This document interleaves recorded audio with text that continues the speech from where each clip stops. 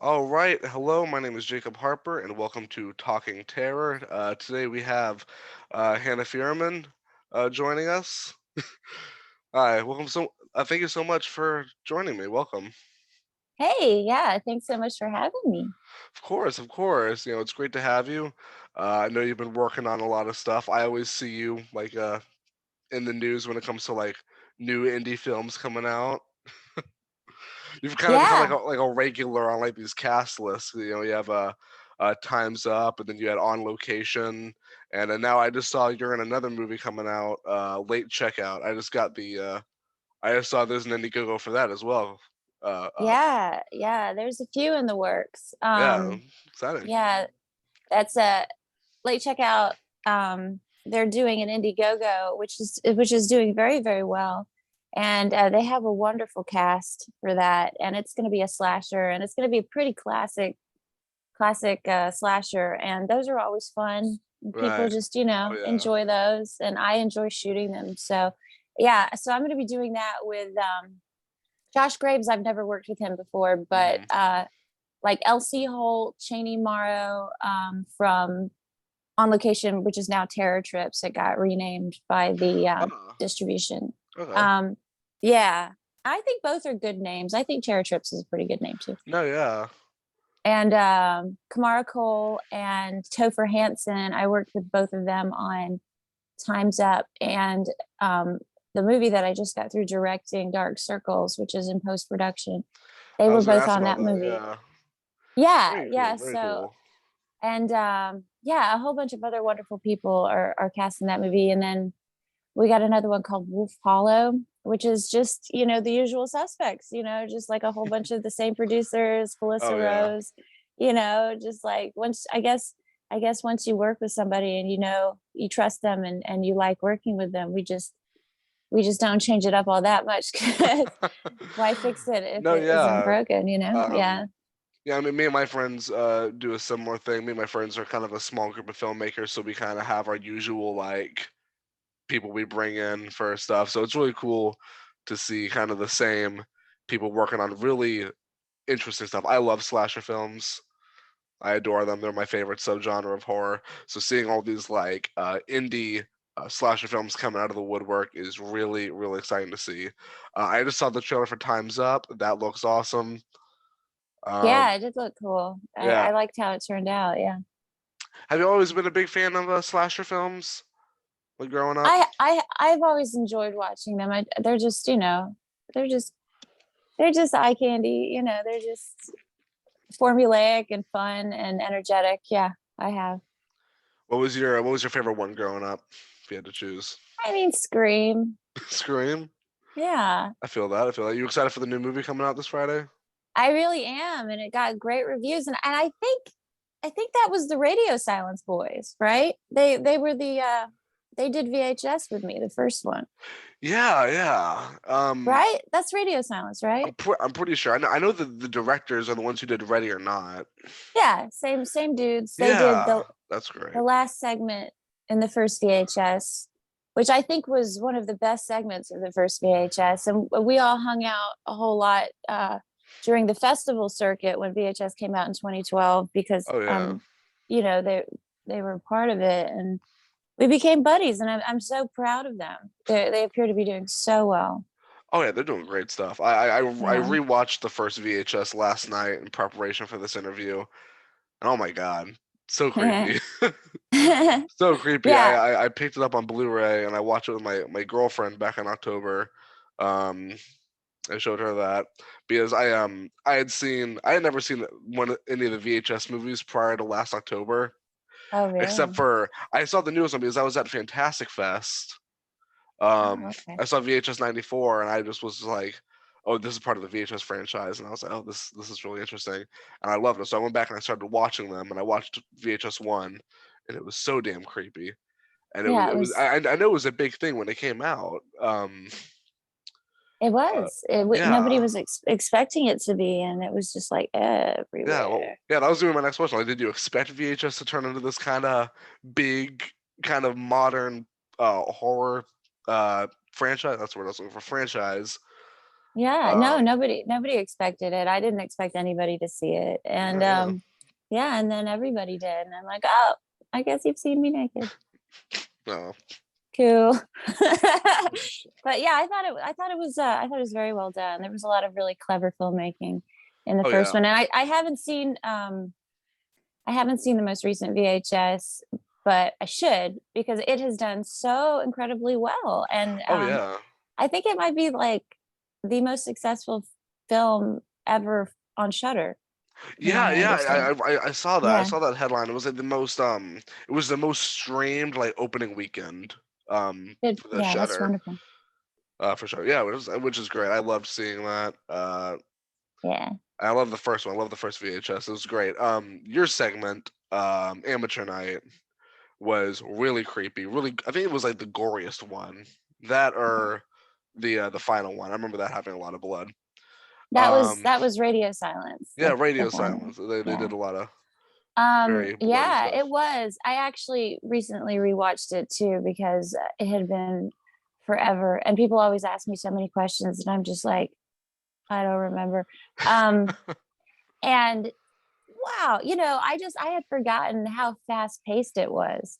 Like I was just like, if I didn't know what was going to happen already, I would have to watch this thing a couple of times, just like to figure out what the heck was going on. Yeah. Um, I mean, that's the yeah, thing with like shorts, you gotta like really accelerate it really fast.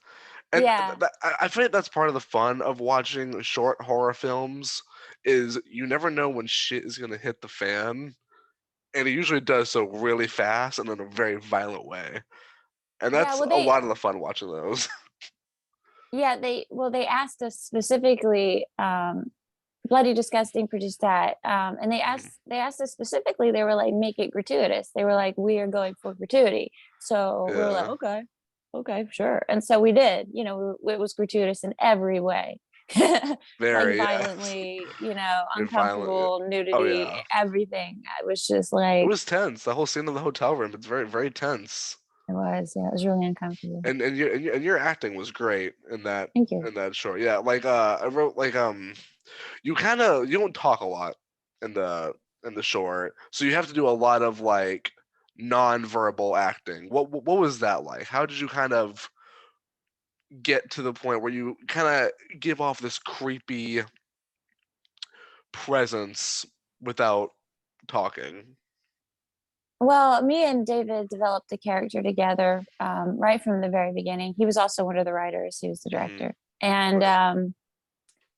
and so there was a lot of room for me to play with it and to do whatever I wanted with it because there was very little written on the page, and so yeah, I worked with my stunt coordinator Elizabeth Davidovich, and we developed a way for her to move that was just like sustainable for me to do over and over and over again, but also um, also effective. And they gave me these contact lenses, and I was just like, I'm not going to wear those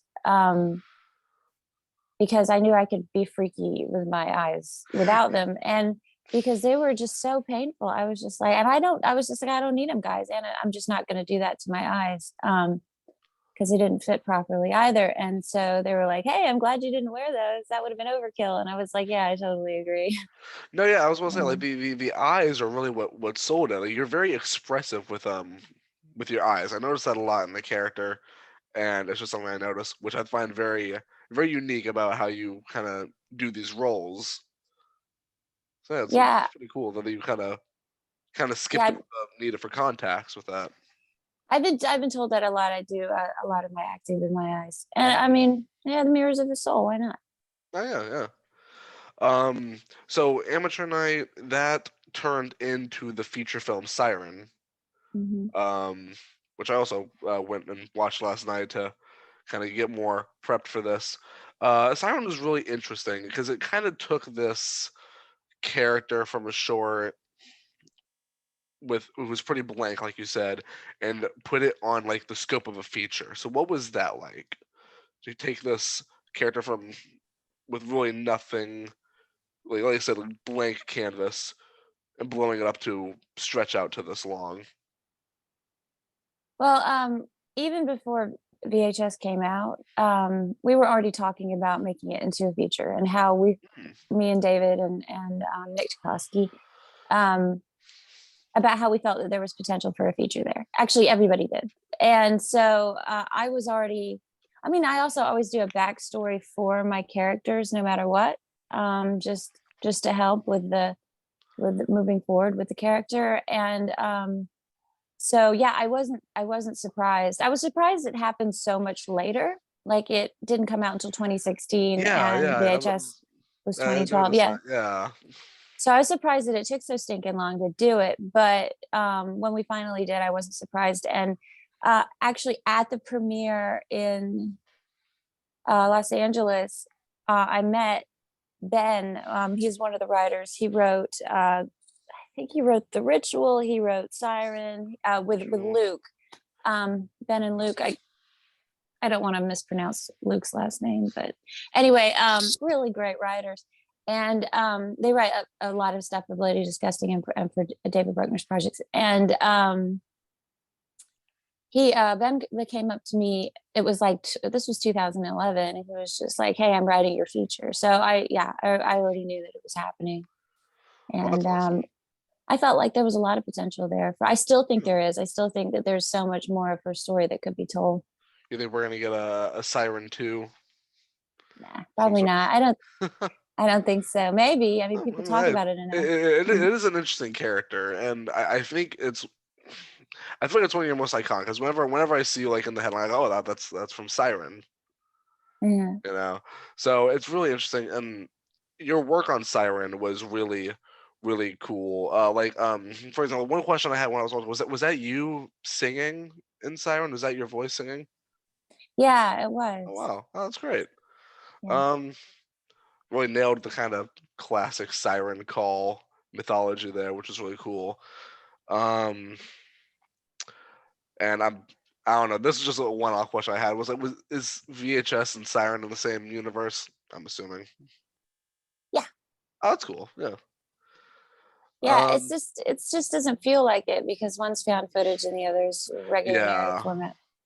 Yeah. Well, it's interesting that they had already been planning it out pre VHS or pre at least release of VHS.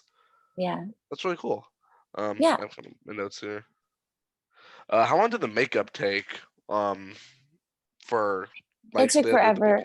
yeah. It took for fucking ever. I hated it. Yeah, I was constantly in the chair because I was always fucking it up. I would get up and I'd go to the bathroom and I'd like wash off some of the paint or like I don't know, fuck with something and yeah. And then have to just be sticking it back on or like with the feet were the bane of my existence. If I got up and walked anywhere, that shit would rip off and they'd have to redo it. And it was just like, this is not sustainable, guys. Um, yeah. Ugh. Yeah. I'm never doing that again. Yeah, I hear that a lot. I hear that a lot when I talk to people who do like creature feature stuff. They're like, it was really fun, never doing it again. Makeup was a pain in the ass. Oh my gosh. It's just like I hear people that a in your lot. face. They're just like Oh yeah, no, for I've fucking 12 hours a day. Like they say it's only a couple of hours. No, that's just the first makeup. But then it's like every 30 minutes for the next, month. no, And yeah. it's your entire body being painted. And then the blood is like all sticky. At one point, I was like doing Siren. My friend Lauren Scarborough, she was the assistant in special effects makeup for that feature. And we weren't friends beforehand, but we became good buddies because she was in my face all the time. And good thing we got along. And so we were doing like the last scene or one of the scenes where I'm in the cathedral, Mhm. and she's like, "Oh, your blood is drying up. Here, let me touch it up or whatever." And there was this big nasty vat of like, I mean, it was like one of those paint buckets, like from like Lowe's, Oh like wow. that was just full of fake, sticky, nasty ass blood. And it was they had like literally they had like carcasses floating in it, like legit like animal bones because they were also using it for set deck. Okay. So yeah, there's like a rib cage just sitting in this tub, and she just reaches and by the way, mind you, I think she had just broken her ankle or like sprained it because it Oh was so wow. dark that she like tripped on something. So she was just sitting there like, I don't know if she was on meds or whatever, but like um it was crazy. It was like the 19th hour. We were delirious. And so she just reaches into this disgusting tub and she just splats it on my face and on my chest. And I just looked at her and I just reached into the tub and I just splat it right back on her face. We just lost our shit. We were just so delirious that we just thought this was the funniest thing in the world. And we're just fucking each other up with this disgusting, sticky, carcassy fake blood. I just remember that. And oh my gosh. Yeah. We're buddies. We're buddies forever. I hired her on a short film that I produced not too long ago. She did amazing work. Oh, nice. That Yeah. that does sound awesome. The set of Siren sounds gnarly as hell. All the blood. And honestly, same for VHS. I feel like a lot of the VHS stuff, like the sets were really, really fun. Yeah, VHS was fun because I was working with all my friends. Like, Hmm. um, I mean, if they weren't already one of my super tight knit group, after that we were best friends. Like Fawn Ortega, she did my makeup for VHS, and I mean, I love her. I could call her at any moment, and it would just be like, "Yeah, what are you doing? Oh, let's meet up. Let's get a sandwich. I love you." And Elizabeth Davidovich, who's was my stunt coordinator and stunt double. Same thing. She's like, "Come to my gym. Come here. I'll stretch you out. You need to stretch. Come on, I'll stretch you out." And whenever I need advice or whatever on certain physicalities, I mean, I could just call her up anyway. I look after her cats sometimes, but like, just like bonds we made forever. And yeah, it was wonderful. That's awesome. Hmm. That's awesome. Want to, so like with some of your upcoming acting roles, which has been your favorite? I know it's hard to pick favorites, but which one has been like your favorite to like act in so far out of some of your upcoming roles and My characters? upcoming, my you mean the ones that are about to be out? Yeah. Uh, well, I've been playing the lead in most of them, and Hmm. not that the lead has to be boring, but playing the leads, the everyman is usually less fun than playing like a really eccentric supporting role, or Right. playing the villain, or like a really eccentric villain. So the anti-hero or the hero, I don't know. So I wouldn't consider them like any of them, the recent ones, my favorite roles, because they had to be too straight. Hmm. But I mean, I had a lot of fun on the sets, and the stories are fantastic. Like, I mean, I had a great time on Terror Trips on location. I had a great freaking time on Time's Up, even Yeah, though we were freezing our asses off in Maine in the winter. I can But imagine. yeah, we got snowed in a cabin. Oh There was a Jesus. foosball table. There was like a telescope. It was fun. Oh, that's cool. And yeah, they even had Yeah. a Miss Pac-Man Oh like wow. like console, like not like That a full was. size one, but like Oh, a okay. yeah, a decent size one. And they had like a couple different fire pits, and I mean, I was having a little holiday. No, I know hey. that the producers weren't. They uh they got a little irritated when they realized just how much fun I was having, and they weren't. Um, But I'm sure they were scrambling to get out of the snowstorm and get back to yeah, work, and you're just like, oh, let's play Pac-Man, let's play foosball, let's relax. let's get this fire started, y'all. Well, yeah, let's talk about some of the stories on these sets. Like, what's it like? What's like an everyday like on Times Up? Working with Damien Mayfie, Felisa Rose. Um, what's that like? Oh, Damien's a pain in the ass. What? That asshole? What?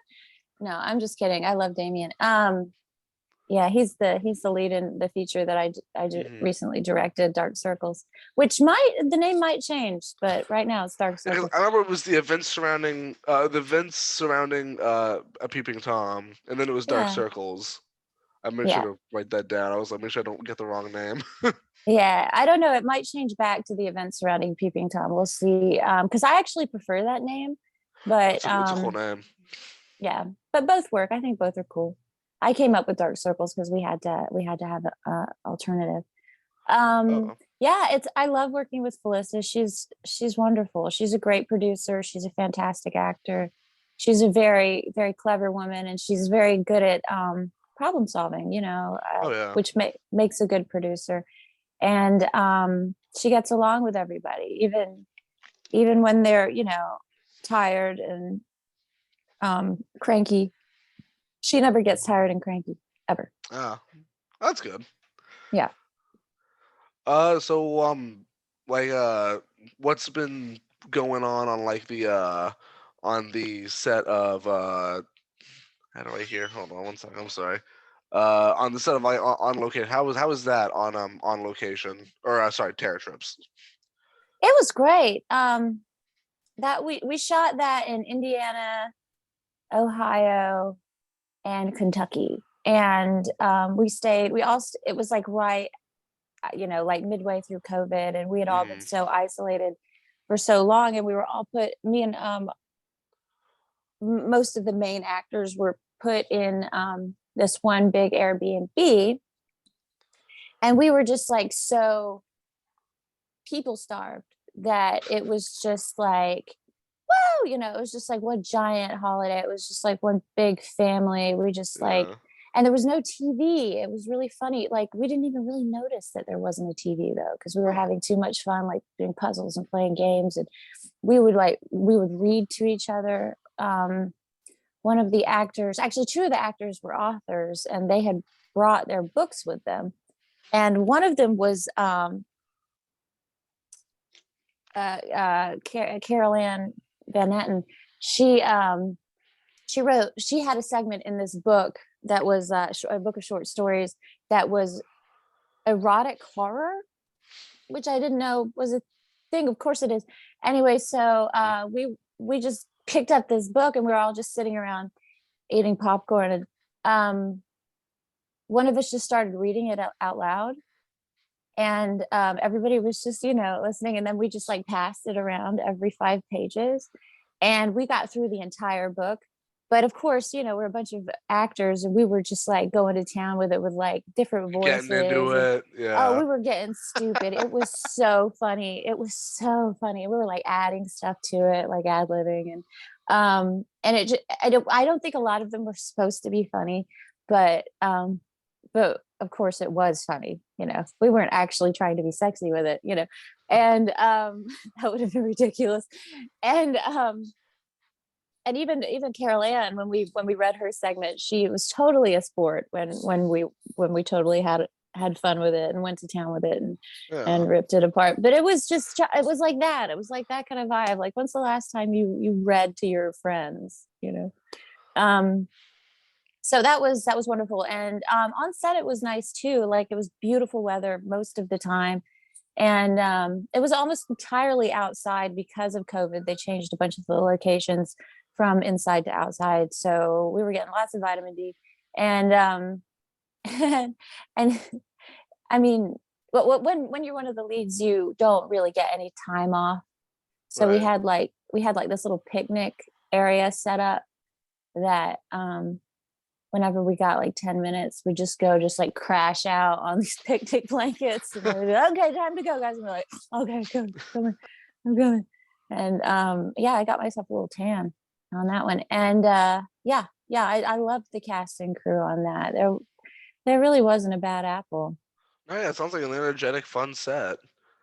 It was. They were Eh, silly. They were eh, silly. If I remember, it's about like these people giving tours at famous horror movie locations, and like Yeah. there's is there like a killer involved and all Well, it wouldn't be a very good movie if there wasn't. that? That's true. Um, the premise sounds really fun. I like that idea. It sounds very nostalgic and very like kind of meta, going to like these old horror movie locations. Was there like a favorite location y'all shot at? No, No? actually, no. I mean, we shot. Let me think. Let me think. Where all did we shoot? We shot all over the place, but yeah, I think we shot on this farm, and it was lovely. One of the producers' parents, Hannah Bell Farrell, was one of the producers on it, and we shot at her parents' farm, and they had a whole bunch of like vintage cars and tractors and things, and it was just beautiful. And yeah, I really liked that location. That's It was cool. just, yeah, there was like a pond. It was just really serene. Yeah, that's nice. Mhm. So on the latest indie film coming out, late checkout. Not a lot is I've really known about it yet. You want to like tell me a little bit more about it? It's about like it's going like no no you don't know. Oh well. I don't know that much about it. Okay, Um, and I can't give anything that I know about it away. that's fair. So, but it's a slasher and it's in the woods and there's a cabin. And yeah, and it's got a great cast. And the cinematographer is very talented too. I've seen some of his work and it's beautiful footage. So I think no matter what, it's gonna be good. That's cool. Yeah. It Mhm. sounds exciting. I like hearing about all these. Like, I love hearing about all these indie slasher films coming out. Kind of keeps it alive. Because some of my favorite movies all are just indie slasher films from back in the day. Just really like low budget. Like you could tell it was a passion project, Yeah. and it's running on passion. That's one of my favorite stuff. Like the original Texas Chainsaw Massacre, I think is like one of my all time favorites, and that was done like blood, sweat, and tears, like on shoestring budget. So I love that whole vibe, and seeing other people doing that is really neat. I've never seen it. Oh, you never seen Yeah. it?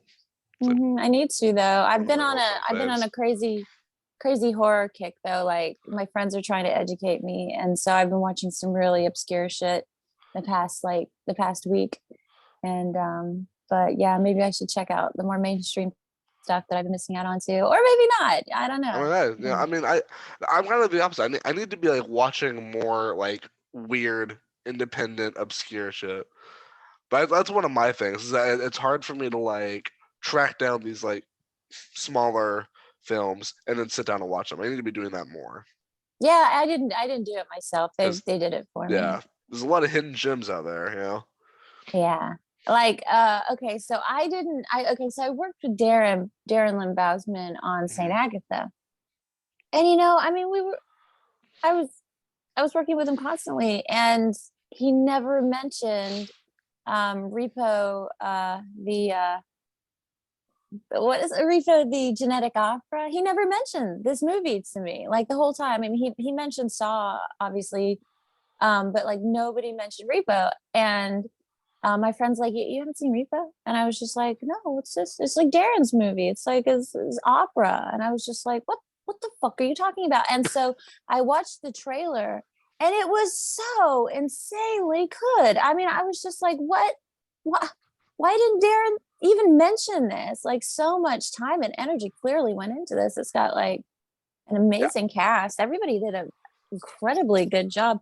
And the music was fantastic and it was just a blast. So I watched that the other day. And I totally recommend it if you want something really weird and different. Yeah, but my friends have already curated all the randomness that I need to see. I mean, I don't even remember all the stuff that I've watched. I couldn't even. Oh yeah, I watched Death Machine. Death Machine last night. That was great. Highway to Hell. Watched that one. That was really good. I watched Chud. Have you seen Chud? I have not seen Shud, but I've heard a lot about it, and I get it advertised to me frequently. Like when I go to like film conventions and film festivals, I see a lot of people like I see some people talking about it, I and I'm loved like, it. that needs I to be on loved the list. Chud. I'm It gonna have to was add it to so the list. good. It was a little adventure. Totally good scripts. Wonderful actors.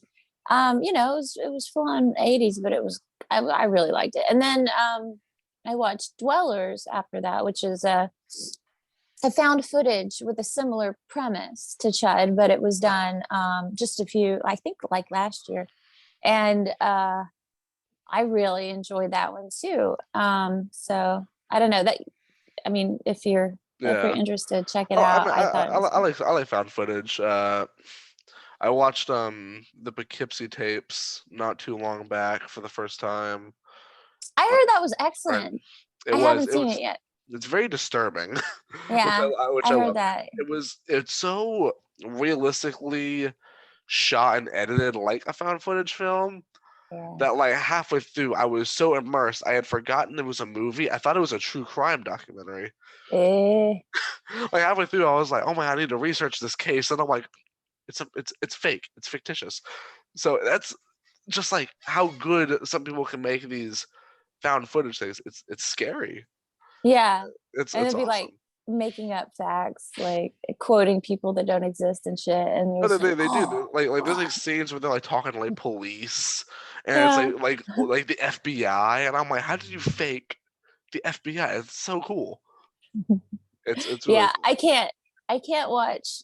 I mean, I cannot watch forensic shows, and I can't watch like CSI shit like that. Like, I just can't. Anything that, yeah, I No, don't know. yeah, Like, I feel you. yeah, yeah, I yeah. mean, Things.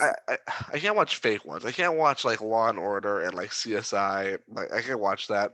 I watch Forensic Files, and you know, I can't watch the real ones either. Like, especially the real ones, the ones where they're like, like the unsolved mysteries. That scares the it's too shit scary. out of me. That guy's voice is like blah, blah, blah, blah. I can't even do it. But yeah, no, I can't. Especially okay, so those are the kind of roles that I turned down to. Like back in the day, I would audition and they'd be like, "Hey, we want you to play this person," and I was like, "Is that a was that or is that a real person that existed and this actually happened to them?" And they're like, "Yeah," and I'm like, "No, I'm not going to do that."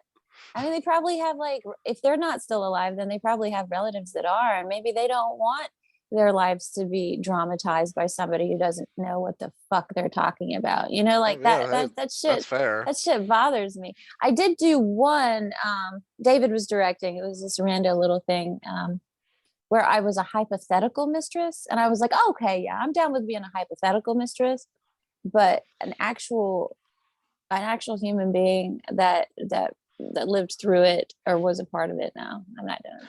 Yeah, that's like kind of a big morality question in like true crime communities and such, where it's like, is it fair to show this to the public when there are people still alive suffering from those actions? And it's a really interesting kind of Yeah, it's like my moral life dilemma. isn't my real life is not there for your amusement, assholes. No, yeah, like if I like had something horrific happen to me, I don't know if I'd feel comfortable people sharing my last moments all over social media Yeah, and all over television. Um, yeah. And so it's some of these yeah, things are they need to be protected. Yeah. Also, I feel that way about like real life serial killers. Like I don't like the glorification of it. I don't. Um, I, yeah, I just feel like people get way too carried away, and then they make them larger than they were, larger than life, more sexy, more interesting, more more intelligent, more intriguing. They add to it, and the myth just grows, and that's not what you want because oh yeah, these psychopaths are that's what they want. They want fucking attention, and we're just giving it to yeah. them. And it's so I have an issue with that. I would never do a real life serial killer movie. No, I mean I like it if it's accurate. It points out all their characteristics, all their low points, all their horrific flaws, and it's accurate to their story when they were alive. And if it romanticizes that's what I do when they like romanticize and like make them all cool, like American Horror Story. I don't know if you watched that. I don't know if you watch American Horror Story, but I've seen a couple of them, like they the Kathy Bates one. yeah, Kathy Bates was in a few. They did one about Richard Ramirez, or where Richard Ramirez was Oh, featured on it. It was set in the '80s, and they made him way more like charismatic and charming than he was in real life. They casted a guy who's more conventionally attractive than Richard Ramirez ever was. Right, exactly. And And I you had a can't lot of get, issues with that. I was like, he was yeah, this rapist, he was a serial killer, and it was horrible. you're making him this Yeah. like pretty boy, charismatic guy who happens to kill people. Um, and I was like, Yeah, that's in poor taste. it's in poor taste. It's bullshit. I totally agree. Oh, yeah, so it's interesting seeing those kind of discussions in like the true crime community and like true crime. I consider like horror adjacent to Yeah. the horror community. Hmm. Um, but no, yeah, like what's been your favorite movie that you've seen recently? I loved Dune. Dune, I never saw Dune. My girlfriend saw Dune. I didn't get I a chance to catch it. loved it. It was so good. I Good. can't believe I have to wait 2 years to see the next one. Oh, yeah, I saw they're like setting up a sequel for it. I have friends who are like super fans of the novel, Yeah. and they're like diehard fans of like the books, and I'm like, I never got into it. I looked a little. I mean, it looked interesting. I need to watch it. It's on my watch list. Watch it. Watch There's it. a It was so good. The new one. I didn't get through the old one. It was just too it was too uh, nuts for me. Yeah, it took maybe a bit too surrealist. I don't know. It was gross. But the new one, it's like better than Star Wars. It was so good. Yeah, I loved it. And there were some bits of it that I thought, you know, character choices that didn't make a whole lot of sense. But besides that, I absolutely loved that. And I thought it was beautiful. I thought it was beautifully shot, really well done. What else? Oh yeah, and it was just like really nice because that's the first time I've been in a movie theater in like 2 years. I've been to really, like drive-in theaters and stuff, but that was yeah, the first time I've been to a movie theater, and it was nice because I could see what seats were available online, and I could see that like nobody was gonna go. So I basically had the theater to myself, so I wasn't worried about COVID or you know no, yeah, like anything like that. movie theaters in the COVID era, it's definitely been a struggle. Yeah, it's a struggle, man. And like I it makes me sad whenever like big budget movies have to go on streaming for like $5 or like even free, which like I understand why and it's good that they do that, but it's just like, oh man, I want that movie to make money. Yeah, It's even the unfortunate. smaller ones. Yeah, I Yeah, agree. like the And like smaller ones. some of these beautiful movie theaters, like my friend Chris Escobar, he owns the Plaza Theater in Atlanta, and it's Hmm. just this wonderful, gorgeous. I love this theater. It's just so Oh pretty. yeah. And they have the Atlanta Film Festival there every year, and it's just like it's just an experience in and of itself. And he's had to be really really creative with getting people to come to the theater, like making it really clear that he's like sectioned off seats, so people have to Yeah. be spaced out and not allowing a certain number of people into each screening, and then um doing pop-up drive-ins outside in the parking lot of the theater and things like that. He's been having to think outside the box, and yeah, I'm glad that he's such a survivor. Oh yeah, no, it's like it's just crazy. My theater did a similar thing with Mhm. oh, you can't sit next to each other. You got all these like restrictions in place for safety. And then there's like, oh yeah, we're not showing movies for a while. Like one of my local theaters near where I go to college, where me and friends would always go there for like the big movies. They went out for like a year. They Wow. just shut down for like a year. Like we're not showing anything. We're not serving food. Um, so it's cool to hear that some people are like kind of creating ways for it to work. Like Yeah, that driving idea, that's really cool. yeah, it was I haven't really been there cool. in It worked. years. It was fun. I saw Jaws, and I can't remember what else. Oh yeah, Clue. Clue, Yeah, Jocelyn Clue. they're busting out with some classics. And yeah, it was fun. It was fun. Everybody just stayed in their cars. Yeah, and you can sit next to one another within the theater. It just has to be the person you came with. You're just not going to be sat next to anywhere near anybody who you didn't come to the theater with. Oh yeah. Yeah. What's your most anticipated or like excited movie for 2022? Uh well, I am really interested in seeing the new Matrix movie. New Matrix. Uh-huh. Nice. And I want to see the new Spider-Man too. I saw But that was good. Spider-Man. mostly I was just excited about Dune. Are you excited for the new Halloween coming out in October? Sure. Did you see the last one? Halloween Kills? No, No, I'm catching up. I'll catch up eventually. that's I'll fair. probably see it. I'll probably see it. I'll probably see it. It's really bloody, really gory. Loved it. Is it? Okay. I mean, That's like, I saw the first Halloween. oh yeah, that's like the best one. I saw it in film school. I thought it was very good. Oh, nice, nice, nice. Trying to look through if I have any more questions or topics. All right. Yeah, Well, well, cool. oh, well, thank you so much for joining me. It was great having you. It was great being had on your podcast, sir. And yeah, just let me know if you want me to come back anytime. Of course. Yeah, well, make sure to, follow me on, Twitter, Instagram. Uh, Okay. and yeah, we'll be in touch. Thank you so much for joining me. This has been Talking Terror. And, thank you. Thank you. Bye. Bye. Have a good one.